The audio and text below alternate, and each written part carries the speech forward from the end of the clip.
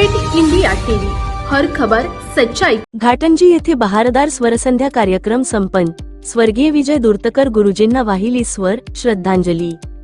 स्वर्गीय विजय दुर्तकर सर बहुउद्देशीय संस्था घाटंजीच्या वतीने जलाराम मंदिर घाटंजी येथे स्वर्गीय विजय दुर्तकर गुरुजी यांच्या 8व्या स्मृतिदिनानिमित्त स्वरसंध्या या संगीत कार्यक्रमाचे आयोजन करण्यात आले होते।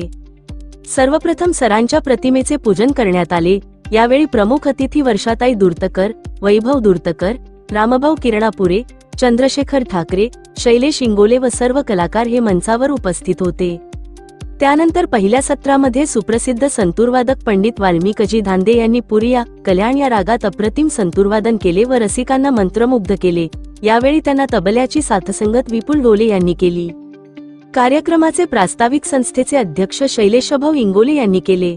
त्यानंतर संगीत व भजन क्षेत्रात उल्लेखनीय कार्य केल्याबद्दल स्वर्गीय विजय दुर्तकर बहुउद्देशीय संस्थेच्या वतीने देण्यात येणारा सन 2025 चा संगीतरत्न हा पुरस्कार रामभाऊजी किरणापुरे यांना मान्यवरांच्या हस्ते देण्यात आला।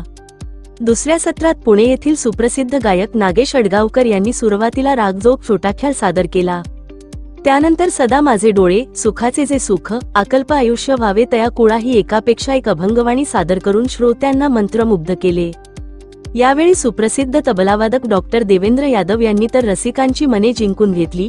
यावेळी हार्मोनियमवादक स्वानंद कुलकर्णी यांनी अप्रतिम साथसंगत केली। कार्यक्रमाच्या शेवटी गवळण व हेची दान देगा देवा या भैरवीने कार्यक्रमाची सांगता करण्यात आली।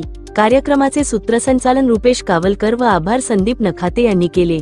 यावेळी घाटंजी येथील रसिक श्रोत्यांनी तसेच खापरी, मुरली, येळाबारा, इंझाळा, येरणगाव, पिंपरी, पाढुर्णा, मानोली, दहेली, पारवा, शिरोली, पंगडी, पांढरकवडा, यवतमाळ येथून बाहेरगावावरून सुद्धा रसिक श्रोत्यांनी उपस्थिती लावली होती।